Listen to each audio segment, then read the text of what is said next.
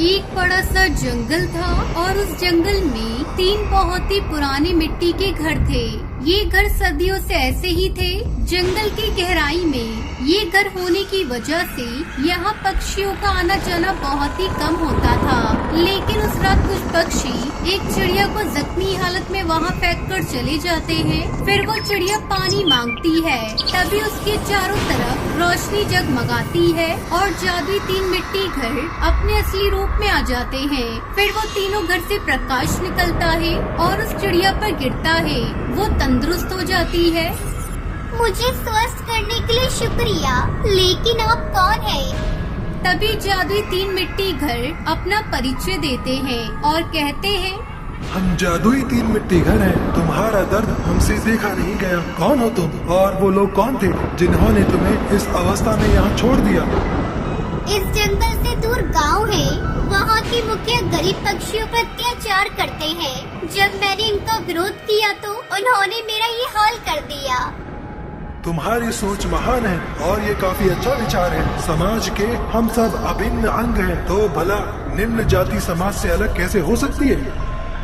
आप सही हैं, लेकिन मैं लाचार हूँ, निर्बल हूँ और मैं टूट चुकी हूँ। तुम चिंता मत करो, आज से हम 3 मिट्टी जादुई घर तुम्हारे साथ हैं।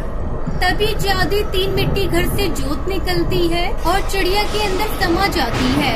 अचानक वो चिड़िया जोर जोर से हंसती है और देखते ही देखते भूतिया चिड़िया की आत्मा में बदल जाती है। तुम सब कितने आसानी से मेरी मनगढ़ंत कहानी में फंस गए।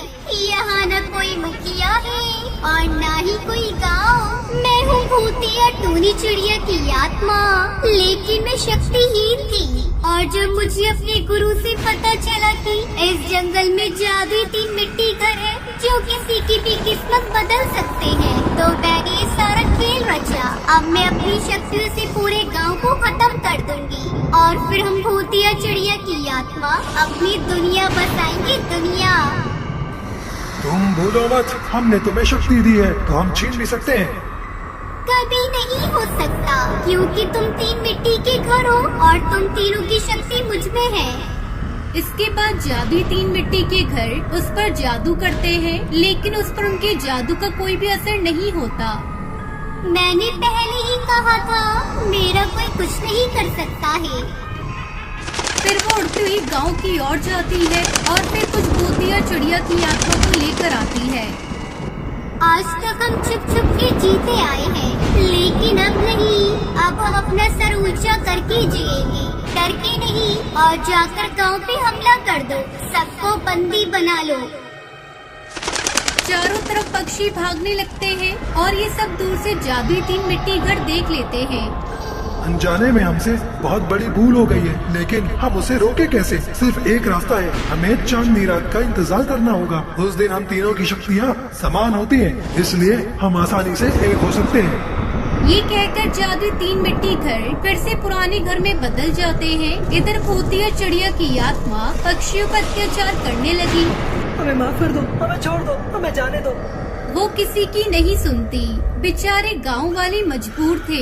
वो न चाहते हुए भी भूतिया चिड़िया की आत्मा के गुलाम बनकर जी रहे थे। कुछ दिन बाद चांदनी रात आ जाती है और जादुई मिट्टी घर अपने रूप में आ जाते हैं।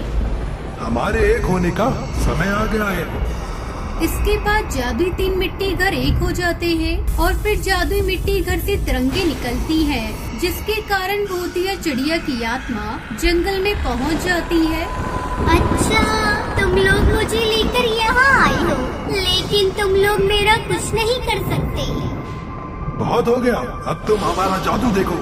तब जादुई मिट्टी घर भूतिया चिड़िया की आत्मा के शरीर से सारा जादू खींच लेता है। उसके बाद उसे जलाकर राख कर देता है। फिर जादुई मिट्टी घर जमीन में वापस चले जाते हैं